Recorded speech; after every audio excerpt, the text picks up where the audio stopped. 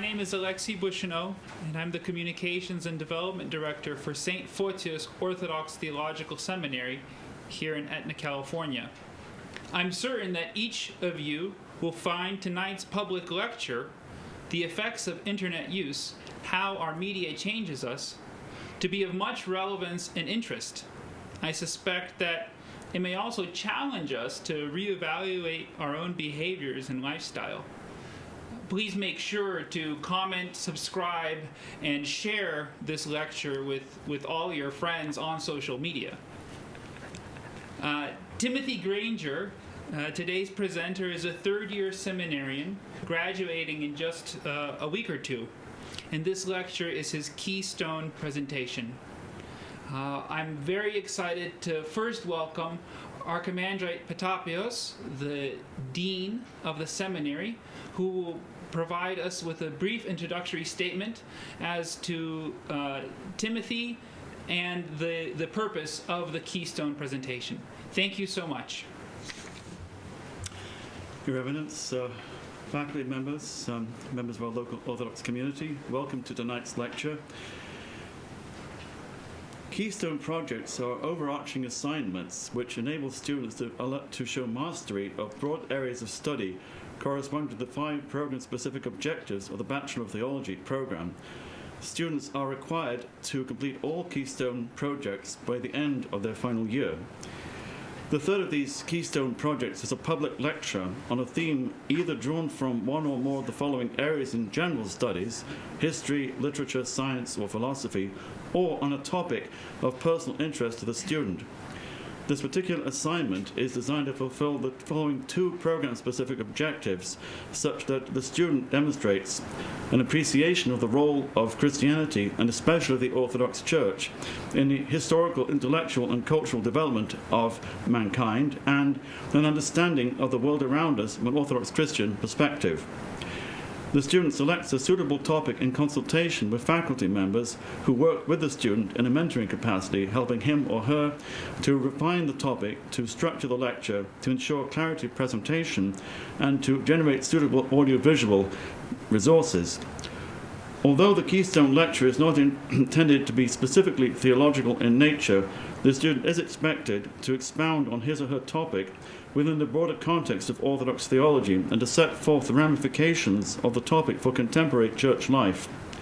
This Keystone assignment also affords the student an excellent opportunity to demonstrate his or her communication skills, which he or she will be able to put to good use in the future when serving the church in a clerical or teaching capacity. The title of Timothy's lecture this evening is The Effects of Internet Use, How Our Media Change Us. Welcome, Timothy. Thank you, Father. Thank you, Alexei, for the introduction. I'd like to start by saying that I'm aware of how ironic it is to have a lecture on the effects, the detrimental effects of internet use being filmed and then posted on the internet. But we decided that the irony would be a spice to the night, to the evening. This presentation was originally supposed to be on internet addiction, but for reasons that will become clear throughout this presentation, it is more applicable to speak about internet use. If we are going to combat the dangers prolonged exposure to the internet poses, we need to understand that it is not just harmful when we develop a dependence on it, but when we begin to use it. Using the internet is not good in small quantities, but able to harm us when we develop a dependence. It's more like the effect processed cane sugar has on us, which affects us immediately and harms us by causing inflammation as soon as we ingest it. In the same way, as soon as we begin using the internet, it begins exerting its effects on us. In this presentation, we will discuss the theory of technology, and specifically of intelligence technologies, how our tools and media we create affects us, and how these effects are carried over into our long-term behavior through changing our brain chemistry.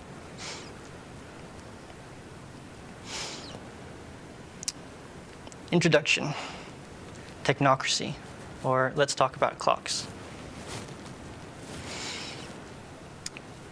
When asked to define a tool, most people would probably reply that it is something artificial we use to perform a task. This has always seemed a good definition in the past, and it remains a good one today, with a slight modification. We must not only say that tools are things that we use, but that they are things that shape our views and behaviors through our use of them. A good example of this is the mechanical clock. Before the advent of timepieces of this sort, invented by monks, man had a radically different view of time. Hours and minutes did not roll by in a rigorously regimented order, and time was not quantified as such. Rather, the passage of time changed in quality throughout the year and even moment to moment. The traditional measurement of the hours of the days give us some idea of this. Traditionally, the hours of daylight were divided into 6 hours, and those of darkness into 6 watches. These 12 hours, never carefully demarcated, but rather felt based on the position of the sun, would change length throughout the year as the amount of time in the daylight changed with the seasons. There were not fewer hours of day or more watches of the night in the winter. The hours of the day were shorter, and those of the night were longer. Thus, man had a much more qualitative and less quantitative idea of time, one much more tied to the actual day, referring to the experiential level. When mechanical clocks arrived on the scene, all this changed. Now the day was neatly divided into 12 sections that would never change. When the hours of daylight shrank, there were still just as many hours of the day and night, and time was, in a way, disconnected from the natural world. This led men to think about the world in different ways. In a very real way, clocks led to the scientific method. They taught men that the experience of the world could be parceled and measured very precisely, and taught them to look at the world in terms of quantities, not simply qualities. Since we now viewed each hour of the day as essentially the same, just happening to have a different amount of light or day or dark in it, we came to view time more mechanically. Whether or not this was a good thing is not the point of this section of the presentation. We must realize that the clock as a technology fundamentally changed our view of time and thereby of the world.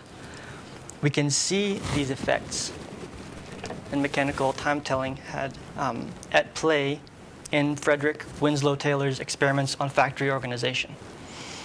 From 1878 to 1879, Taylor worked for Midvale Steelworks.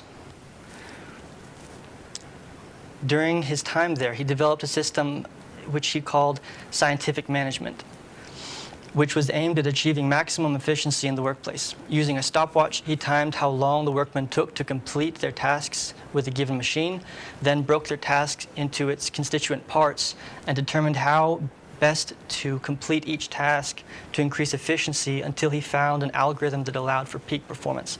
This style of management was later adopted by factories on a large scale, thus affecting the Industrial Revolution.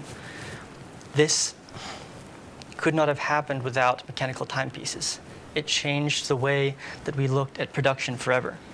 The system of scientific management fundamentally altered the way we view the world, the way we view work, and the point of work. Another good example of the effects technology has on human behavior comes from the life of Friedrich Nietzsche. When Nietzsche was growing old and no longer able to see clearly, he purchased a writing ball. This was the pinnacle of writing technologies of the time, and it helped him to write. The purchase was a satisfying one. Nietzsche was once more able to write with a far greater facility, and yet his closest friends noticed a difference in his writing. They began to write to him that his prose was more mechanical, his logic hard and inflexible like the workings of a machine. When this was brought to his attention, Nietzsche admitted that he himself had noticed a change after he began working with the writing ball, and hypothesized that our technologies could profoundly impact the way in which we think and reason. Linguists have been aware of this idea for a long time in the field of spoken language. It is easy to observe the change in a person's mode of thought when he speaks another language fluently, and multilingual people discuss the difference in the tone and style of their behavior in speech, thought, and when they switch from language to language. Writing, like speech, is a medium, a tool, and it changes the way we act. As Marshall McLuhan said, we shape our tools, then they shape us.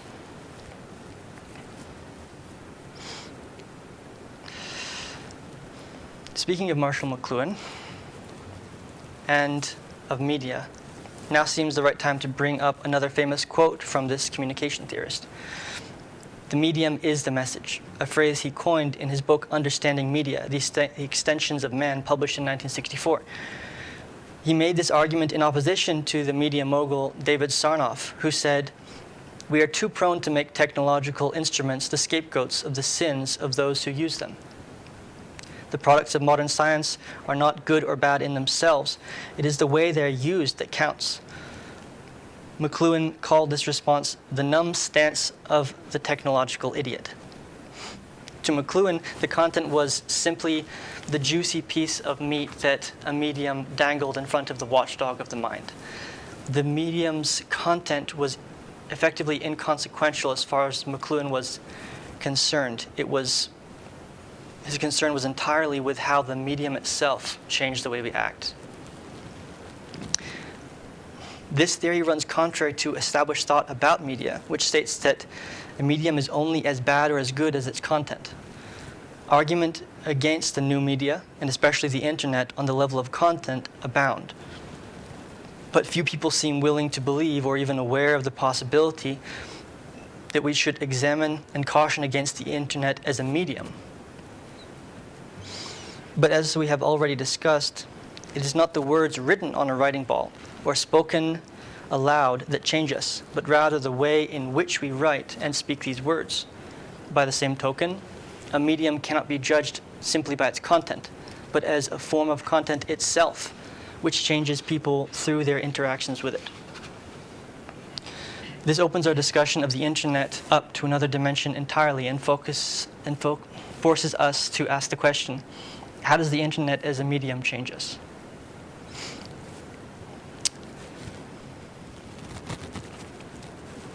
Neuroplasticity.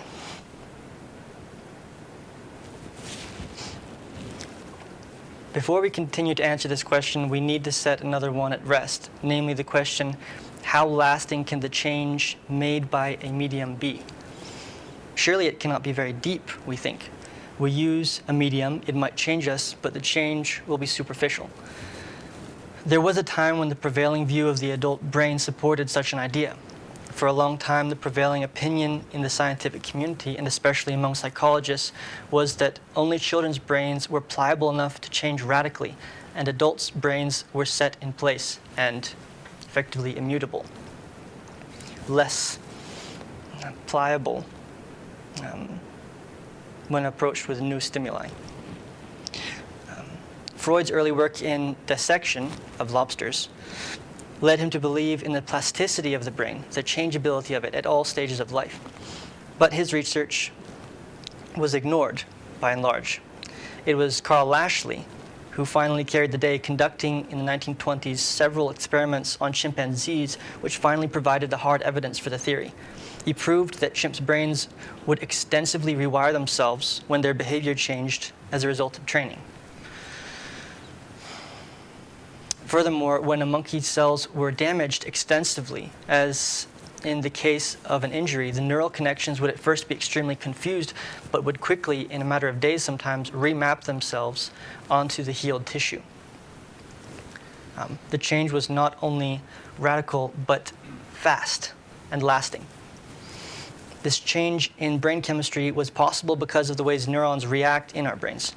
Habits, thoughts, behaviors, all of these things form complex connections between neurons along the synaptical pathways between them. Whenever we do something, it creates a tentative link between neurons in our brain.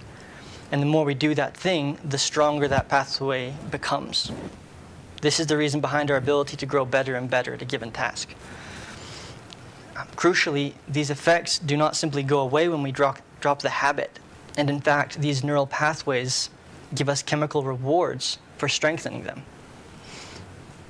Since the brain is designed for survival and our ability to adapt to our surroundings and the behaviors they necessitate is the basis of survival, neural pathways are designed to stay rooted in our brains. We get a dopamine rush in our brains when we activate an established habit. The stronger the habit, the faster the rush. Eventually, this rush is triggered not by the action itself, but by the thought of the action. The rush travels further and further back in the process until eventually the stimulus activates this reward in our brains.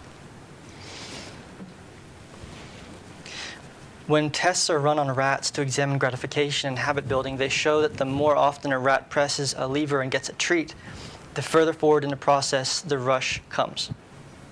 Eventually, as soon as he sees the lever, he gets the kick, strengthening the neural link between behavior and reward.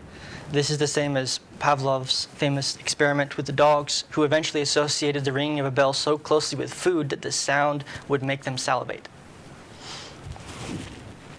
Interestingly, these habits do not disappear when the rewards, the treats the rat gets from pressing the lever, disappear.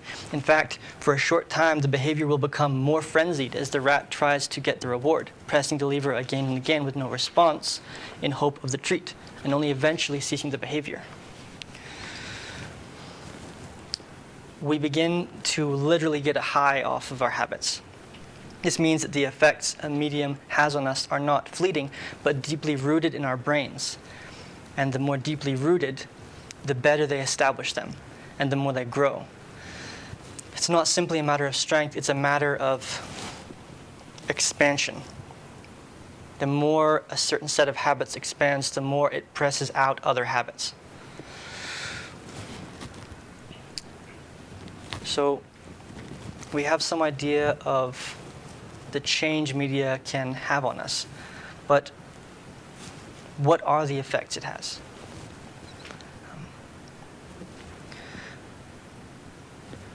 It seems to be the case that media can have lasting effects. Therefore, the internet, as a very accessible, very attractive medium, has lasting effects on us. The question now is, what are those effects? If they are good, it's not a problem. Even if they are not particularly good for us, is it much of a threat to change our habits? Arguably, the cost is very high, unfortunately. Every habit you consistently practice must come at the expense of others.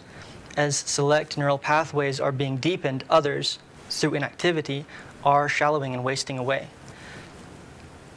As Nicholas Carr says, what we're doing when we're online has neurological consequences.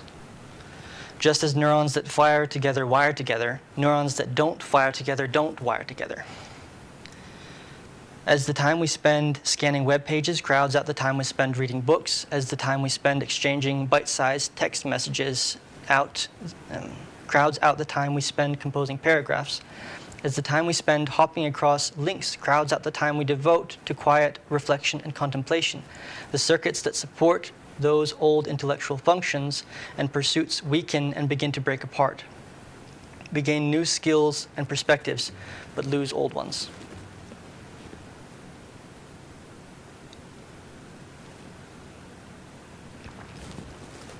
When we gain something valuable through this process, we don't think much about this trade-off. But when we are gaining bad habits, the loss becomes more obvious. What is more, when we use the internet, we think we know more than we do. All the while, the internet's medium creates in us a dependence which is both behavioral and circumstantial.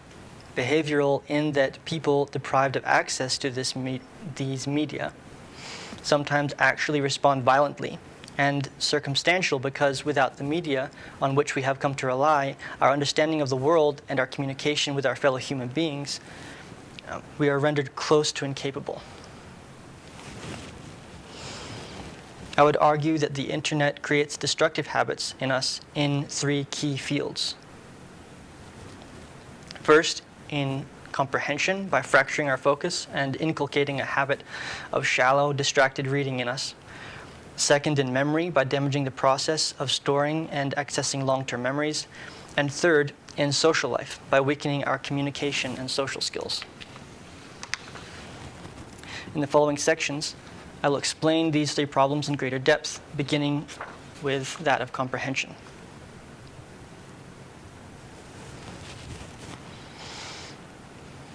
shallow reading and fractured focus. Reading on the internet changes the way we read profoundly, but such a revolution happened in the past. With the intervention of the printing press and the innovation of bicameral text came a revolution in the way we read. So, what's bicameral text? This is the way all books used to be written. This is called unsealed text, all in capitals. In an unbroken line, there is no distinction between words. That has to be done on the part of the reader. Books used to be read silently, as the reader attempted to determine which word was which before he could read the sentence and understand what the text was telling him. Bicameral text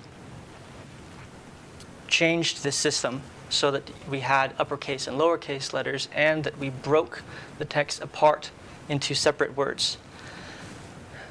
The evidence we have from the time shows that this radically changed the way people read, and therefore it changed their focus.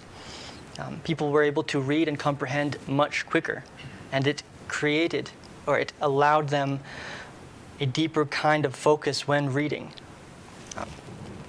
There was much more decision-making involved in reading unsealed text, as in you had to make the decision which word was which before you could understand what it even meant. In the case of bicameral text, this decision-making was taken out of the process. So much more reading could be done much quicker and understood at a deeper level. We cannot regard the focus allowed by this innovation in reading as something which happens naturally. It must be cultivated because our reflex is the focus on what is new in our environment. As Nicholas Carr says, the natural state of the human brain is one of distractedness. What draws our attention most of all is any hint of change in our surroundings. Online reading has exactly the opposite effect of silent book reading and reinforces this distraction rather than focus.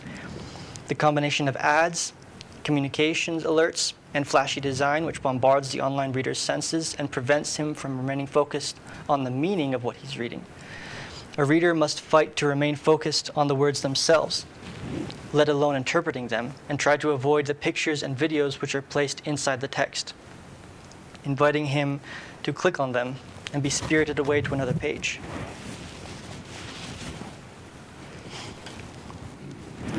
This certainly makes reading more exciting and stimulates the senses more, but it was precisely the lack of stimulus in codexes that allowed for silent, deep reading. That is, the codexes were so free of anything but the written word. These books were so free of anything but the written word that it allowed far greater focus. If you introduce more distractions into the reading process, you harm comprehension greatly. Online reading in general encourages cursory, fragmentary reading. All the information we want is at our fingertips, and we fly from one source to another. More and more people find that online reading inclines us towards only partially reading a text. Skimming through it to obtain the basic facts, we have to apply serious effort to deep, careful reading. This is due to multiple problems such as ads and hyperlinked text, which we will discuss in a moment. The problem this style of reading creates is that it makes us feel we know a great deal when we have only tidbits on many subjects and little deeper understanding of them. We are truly jacks of all trades and masters of none. When we know a little about something, our ignorance of the subject becomes less obvious to us. Once we have read or skimmed a blog post about the Industrial Revolution, we feel inclined to speak about it authoritatively. Our understanding of the subjects we read about this has become at best cursory, but the medium of the internet does not encourage deep reading. It encourages us to go elsewhere and get a taste of a new topic. When we read about a bomb going off in Brussels, we're not immediately routed to further thoughtful discussions of the event, the context, the causes, the like. We are rerouted to more articles about bombs going off in different parts of the world, unrelated to this. This is one way in which ads can affect reading on the internet.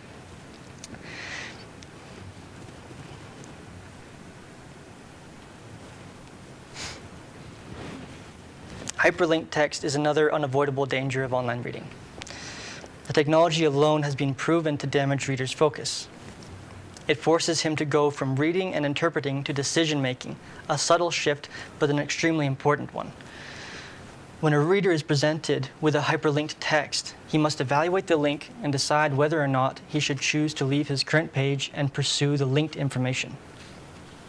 Even if he stays on the same page, the mere introduction of this short deliberation has brought his original stream of thought to a close, causing him confusion and robbing his thought of any cohesion when he returns to it.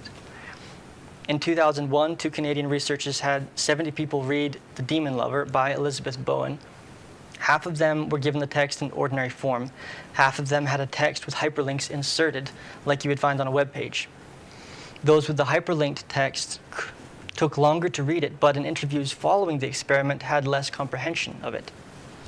The results of this experiment were supported by a second study conducted in the same year where subjects were given an even simpler text, and the two groups produced similar results. Similar results as the previous study, that is.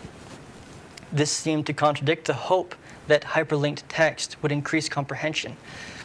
When hyperlinked text appeared on the scene, educators believed that it would actually create a deeper style of learning, that since a reader would, armed with this tool, be able to more quickly reference texts incidental to the one he was reading, he would have a much broader and much deeper understanding of the text. However, the evidence seems to the contrary. Researcher Erping Zhu conducted a different test in which her goal was to evaluate the measurable effects of hyperlinks on readers. In her study, different groups of subjects read the same text, but with varying numbers of hyperlinks inserted. Afterwards, she asked each subject to write a summary of the story. The results of the study showed that comprehension decreased as the number of hyperlinks increased. Her conclusion: disorientation or cognitive overload caused by hyperlinks may interfere with cognitive activities of reading and comprehension. Finally, in 2005, Diane Stefano and Joanne Lefebvre of the Center of Applied Cognitive Research at Carleton University made a comprehensive study of the 38 previous studies of hyperlinked effects. The conclusion: the increased demands on decision-making and visual processing involved in hypertext impaired reading performance. Far from proving that hypertext increases our comprehension, the evidence indicates that it does great damage to our understanding in the reading process. Even when we are not reading, though, the internet is teaching us to be distracted. The slew of alerts which assails us at all times clamor for our response. Only the most responsible of us will not immediately reply to a message when the alert arrives on our screen. Never mind the responsibilities at hand. We might be in conversation, reading a letter, reading another email we already received, reading a book. These activities do not matter, and our focus on them must be interrupted because the new message has come in. It squeals, "Look at me, I'm new.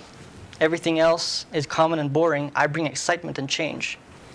Our immediate reaction to these alerts stems from our ability to pinpoint novelty in our environment and refocus our attention on it immediately. As soon as something moves in our field of vision, even in the peripherals, we will focus on that. At base, this is simply a survival instinct.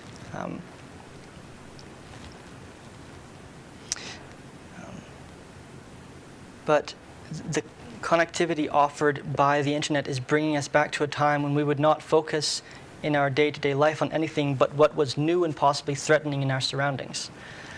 We must stress again that this is totally the opposite of the effects which, for example, book reading has on us, which invites us to and requires careful focus and the shutting out of external stimuli.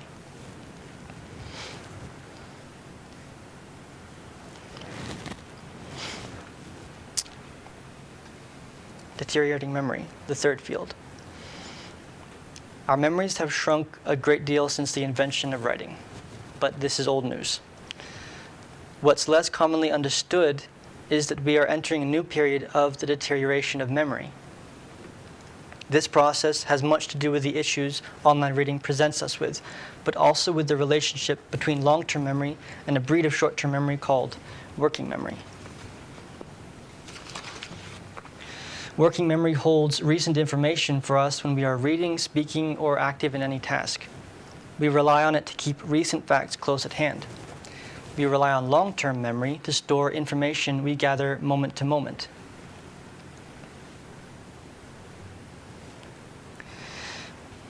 Information that may remain with us anywhere from hours to the rest of our lives.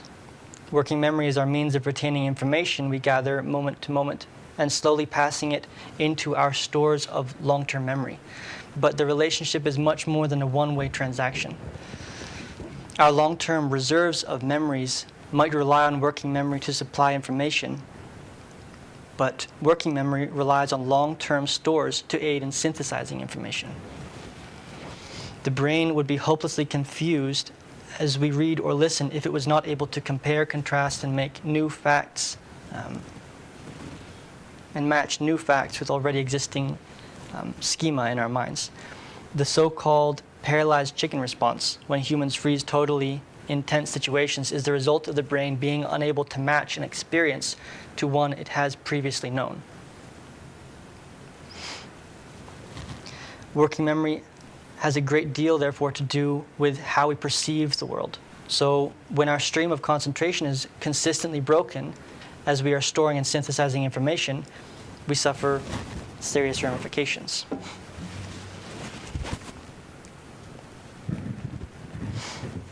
Nicholas Carr notes in his book, The Shallows, that the interruption of working memory leads to a break in the circular flow of information from working memory into long-term memory.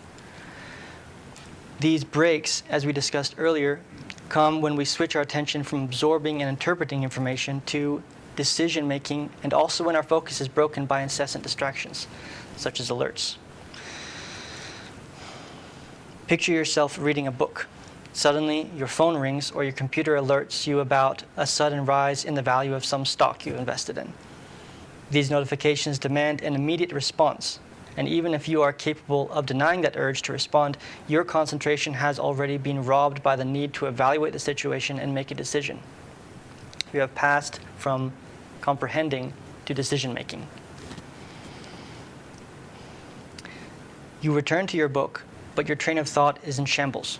Although you will eventually find it again, it will take a long time before you are humming along at the same speed. What is worse, the connections your memory was making with the information it was taking in have been fractured. Some, the more tentative ties you are making unconsciously, may not return. Now picture this happening again and again throughout the process of reading your book. Everyone has experienced this instantaneous shift in focus and the insurgent loss of deep thinking, but few realize what kind of effects it has on long-term memory. The long-term memory becomes like a sieve after a while, and the working memory becomes less capable of synthesizing information it gets from the long-term memory. When you stop being able to devote your energy to working memory that is necessary for the task, your long-term memory inevitably suffers. It becomes like a sieve, because you are never absorbing the information with your full attention in the moment. So the memories you preserve are vague and quickly fade. This damage exacerbates itself when your long-term memory becomes too weak to allow for the synthesizing of information so necessary to deep reading and comprehension. Focus departs and memory sadly trails after it. But so what if the memory weakens? Don't our various technologies allow us to preserve information even better than our brains do? Yes and no. The problem is not simply with remembering facts. Far more importantly, if you lose the connection between these two kinds of memory, you lose your ability to think. Synthesizing short-term and long-term memory is the staging ground for all thought. We have to be able to recognize something and put it into a vague context before we absorb anything from it. Therefore, the damage done by internet use to memory is damage done to our thinking process in its entirety.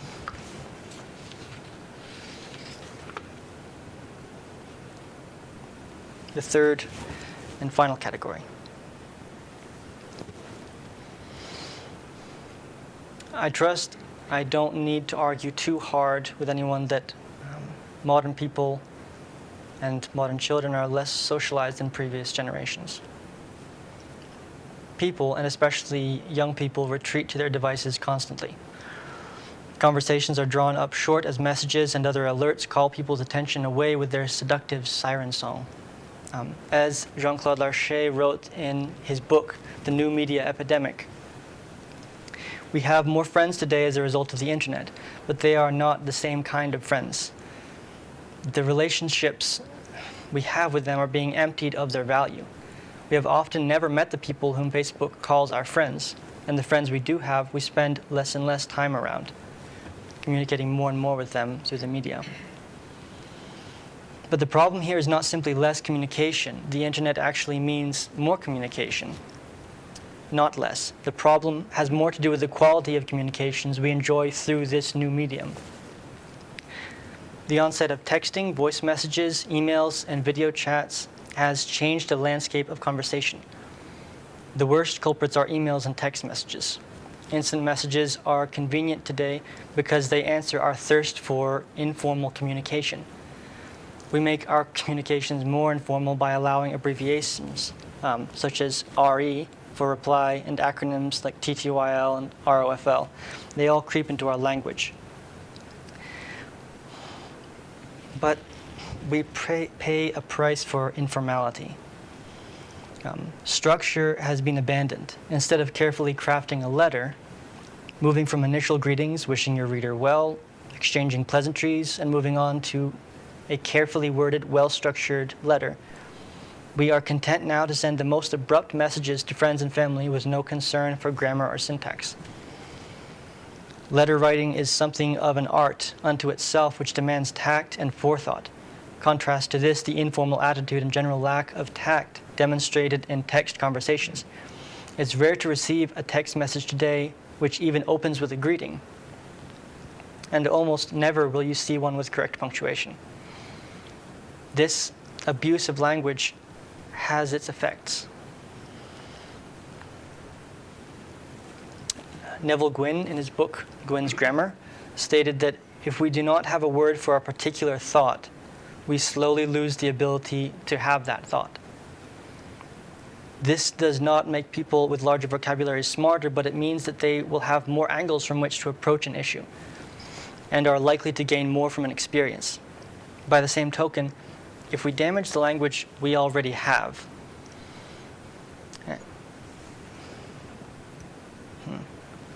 if we truncate it and confuse its structure, this has a direct effect on our thinking processes, stultifying and disorganizing them. And yet, basic necessities of grammar and syntax are considered obsolete and even elitist. It is as if instant messaging is considered a different kind of writing entirely, totally walled off from our general writing habits. But this separation does not prevent our hectic whirlwind of prose from slowly tearing our language and thought to bits. Articulate speech suffers, and thereby so does conversation and interaction. People do not like to speak when they cannot speak clearly. Now they have an easy recourse. Just stay on your phone and don't talk. People will be satisfied with incoherent babble if you type it in a text, less so if you speak like that. As His Eminence likes to say to us, you can't bring up a problem without positing a solution. I've called this section the efficacy of half measures because a full measure would be to wall yourself off from the internet entirely. This is almost impossible. So our response, if we would like to limit the effects the medium has on us, would be to limit our experience of it. I should say, as Orthodox Christians, this is particularly important to us because the things that the internet does to our brains, to our lives, have a direct impact on our spiritual lives. Jean-Claude Larcher said that with the new media, which the internet allows, privacy is gone. That is, your life is inundated with stimuli at all times. This might seem a small detail, especially to the more outgoing among us. But if you are constantly bombarded with stimuli, your ability to pray with focus is materially affected. I believe it was St. Theophan the Recluse who said, "For prayer, a special place is required." The Lord himself told us to enter into our closet when we prayed, apart from the world. The lack in focus that the internet creates means that our entire life is affected, but our communion with God through prayer is stultified. It takes much more effort to calm our minds now. Even once we achieve calm, if our phone is anywhere in the vicinity, the link it has to our focus is so powerful, we will often return to it. Memory being affected is also very dangerous for us. In the Psalms, in Psalm 118, it says, "Thy words have I held in my heart, O Lord,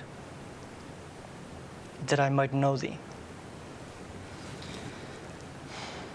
Memory, I'm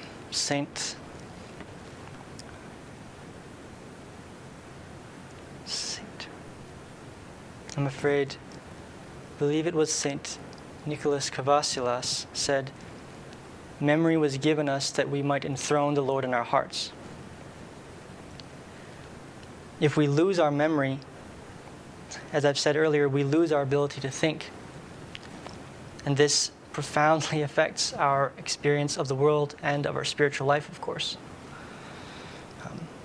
I say these things just as an inkling of the kind of effects that the internet as a medium has on our spiritual lives.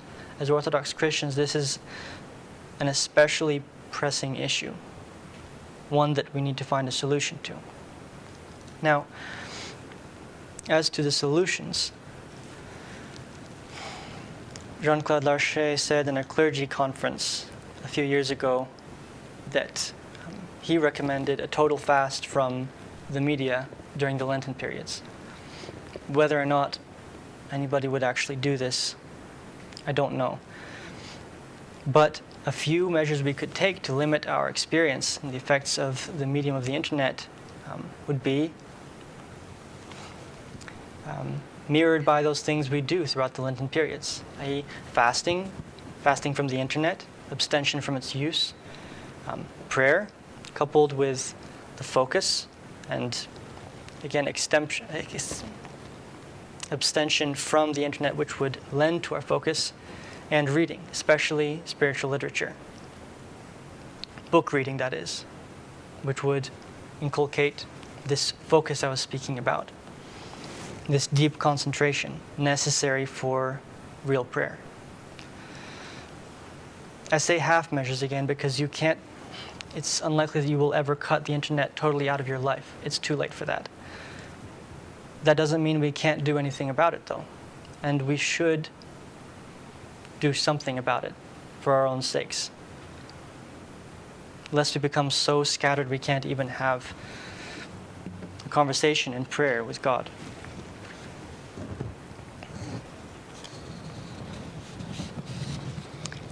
In conclusion, my goal in this presentation has been to alert Orthodox Christians to the threats the internet as a medium poses to our spiritual lives and our day-to-day lives. We've gone through the effects that our tools have on us, media especially, the three areas: comprehension, memory, and social life in which it affects us, and reasons we, particularly as Orthodox Christians, should care about these effects. The repercussions of the internet have not yet been felt fully. The generation that is growing up without knowing a time when there were not computers and smartphones has yet to reach maturity, when the effects will be most obvious.